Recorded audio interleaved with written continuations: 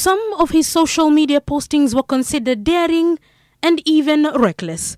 And on the 1st of March, he declared that he was willing to die, quote, for the sake of this nation, if that is what will save us from corruption. According to him, and I quote, I have lived long enough to worry about death, he posted. 3 days later, he went on his Facebook page to reveal what he termed a network of well-connected individuals who were benefiting from a scandal that robbed taxpayers of at least 791 million shillings. In a Facebook post dated 3:24 p.m. 4th of March, the late Jacob Juma alleged that Farouk Kibet, a personal aide to DP William Ruto, received some 35 million shillings as, quote, part payment from the NYS loot. The late Juma claimed Farouk Kibet bought 2 houses from Kilimani amid, quote, all payments were made in cash. The long post roped in businessman Ben Gethi and Elgeyo Marakwet Senator Kipchumba Murkomen as part of a communication network.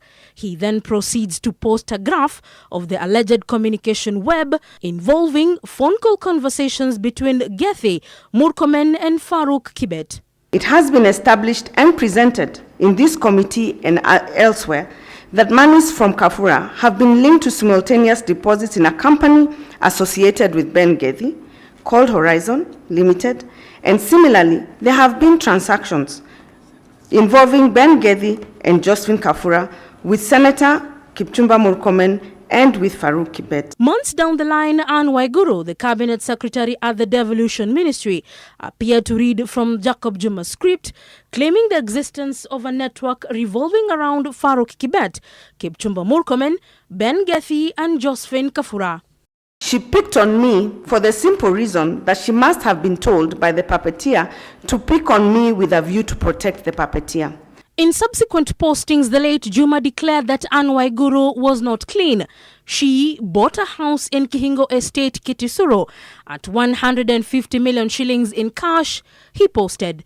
In the same posting, the late Juma claims Anne Waiguru introduced former radio presenter Angela Angwenyi to the NYS, and out of it, Angela's company Out of the Box made off with 90 million shillings. The late Juma's postings also touched on the tendering processes at the Ministry of Health. On the 30th of May 2015, he claimed that over 5 billion shillings would be lost through what he termed a bloated, leased medical equipment project by the Ministry of Health.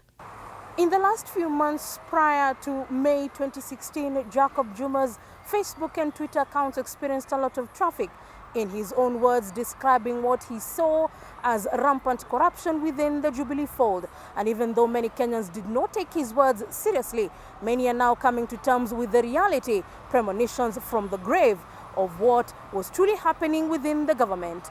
Jacob Juma was killed exactly 6 months and 3 days tonight, going to the grave with what investigators could perhaps term telling details.